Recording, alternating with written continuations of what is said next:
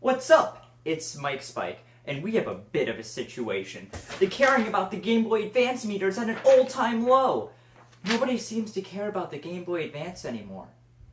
But what if I talk about it on my tiny YouTube show? That'll surely make it go up.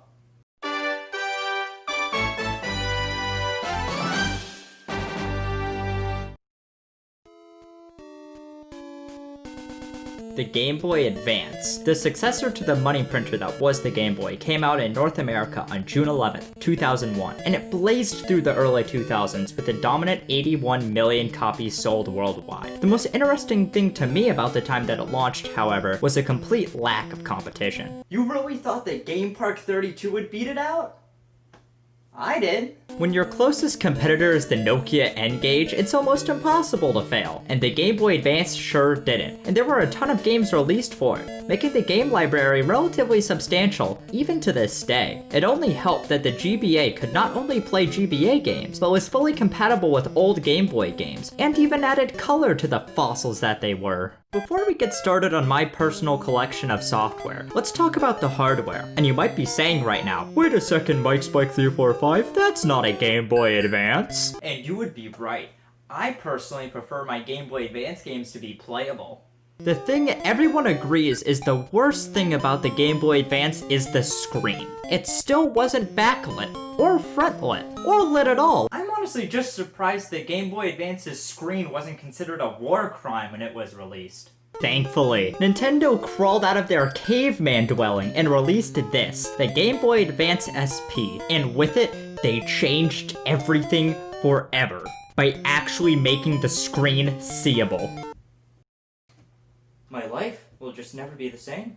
That's right, they added a light. But not only does it have a light, it comes with the now commonplace clamshell design, which I personally love, as it makes the system overall more durable and even more portable than it already was. The GBA SP can still also play original Game Boy games, although it looks kinda funny now, making it truly the ultimate Game Boy. Moving over to the buttons, and these feel pretty nice. The A and B buttons are clicky, and the D-pad is honestly one of the best D-pads I've ever used. And the shoulder buttons are okay? They feel fine, but they are really small. They get the job done, but they aren't exceptional by any means. Now let's talk about the speakers, and boy do they sure exist.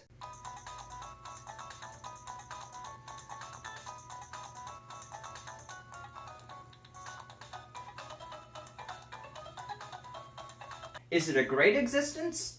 Nope. Okay, so the speakers aren't great, but it's fine. You can plug in headphones, right? Nope. Why do I need an adapter to use headphones on a device called the Game Boy Advance when the first one in 1989 had it? More like the Game Boy Regress. And that was it for the hardware side of things. But now let's talk software. I have my entire collection of Game Boy Advance games and Game Boy games right over here. So let's start off with the rarest Game Boy game you could possibly own. Tetris. What more is there to say other than that it's Tetris? This was a phenomenon when it first released, and now its legacy is cemented in a mobile app created by EA. What a great way to die. I would love EA on my gravestone too! When it comes specifically to the Game Boy version though, I could only describe it as the most pure Tetris experience. There are no holds, no Puyo Puyos, and honestly, it's the cleanest version of this drug out there. The song that accompanies this game has also become legendary, and it's one of the first things people think about when they think Tetris. Other than that, well, it's Tetris. And that's Tetris, something I've only said about twice in the past minute. But hey, in my defense, sure was Tetris. Up next is WarioWare Inc. And surprisingly enough, it's talking about an incorporated business and not the thing that's inside of pens. This is unplayable. Yes, that's right. Wario started his own game company. What did you do on your weekend? This game acts as a mini-game a micro-game compilation, starring Wario and other characters from the WCU. The Wario Cinematic Universe, how could you not know? If I had to describe this game in 2 words, it would be wacky and replayable.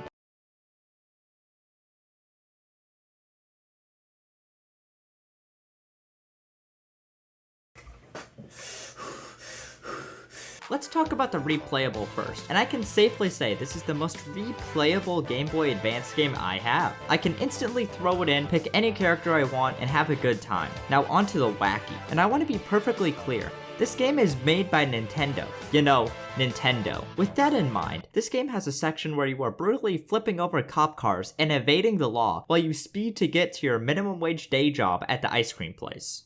I mean, I'm not sure what I expected. This is Nintendo we're talking about. You know, the developer of Grand Theft Auto. Hey you. Me? Yes you. The one sitting in his room talking to himself. Oh geez, man, you did not say it like that. Congratulations, you just got into the game show. Is this a story from the Game Boy Advance game WarioWare Incorporated or not? All you have to do is tell me which of these stories isn't from WarioWare. And if you get it right, you get absolutely nothing. Ready to go?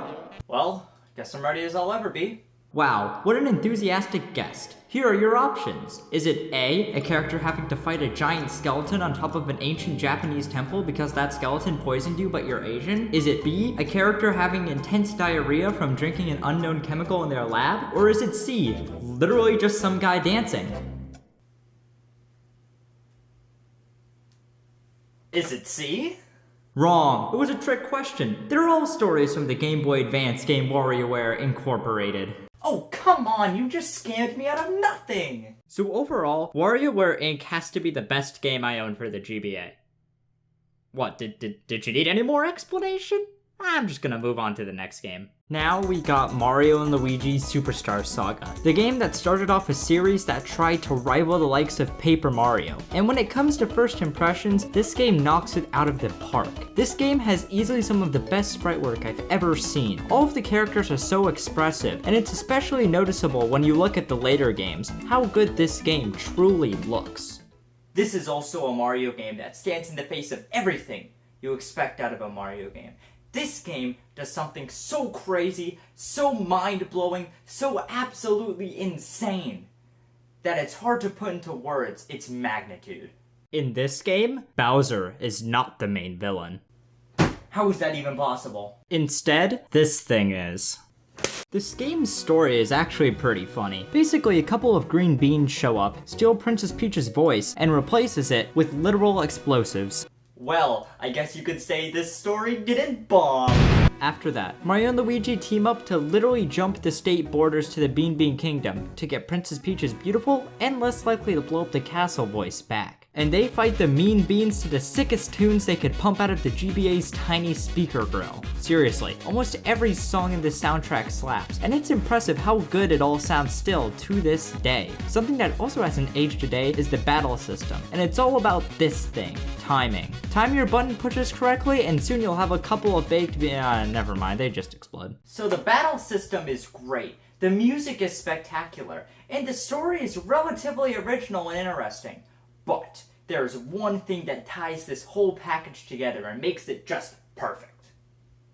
It's the remaster of the Mario Bros. Arcade game hidden underneath the main game in the menu. Nintendo had this weird period with their GBA games, where they were just added in at random, so let's check out the other game in my collection that has it, Super Mario Advance 2!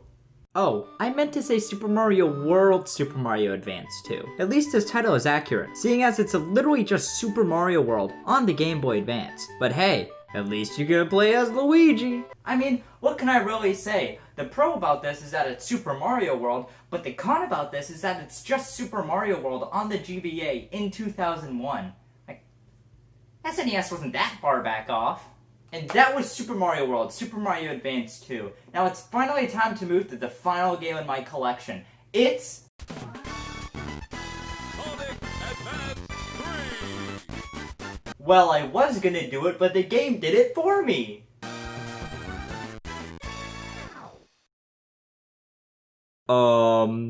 Okay? The Sonic Advance series is never talked about nowadays. When it comes to Sonic in general nowadays, all people say is this. But the Sonic Advance series was a nice little trilogy for the, you guessed it, Game Boy Advance, and I happen to have the third game in my little collection. So, do I think this is the epic conclusion to the Sonic Advance series? What, did you think I played Sonic Advance 1 and 2?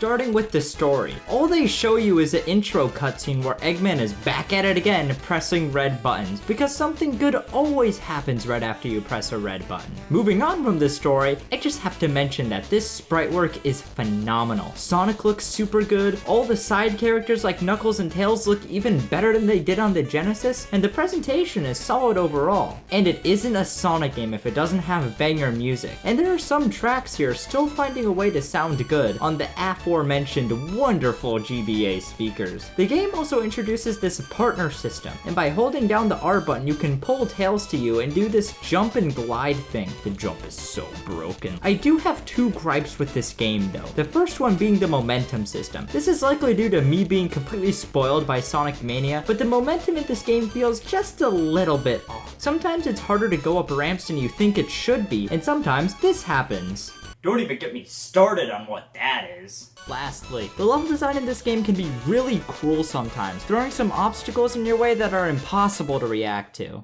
So overall, if you're looking for a good 2D Sonic game, don't play this, play Sonic Mania. Well, I just finished talking about the Game Boy Advance on my small YouTube show. Let's check up on the meter and see what happened. I didn't even know that was possible!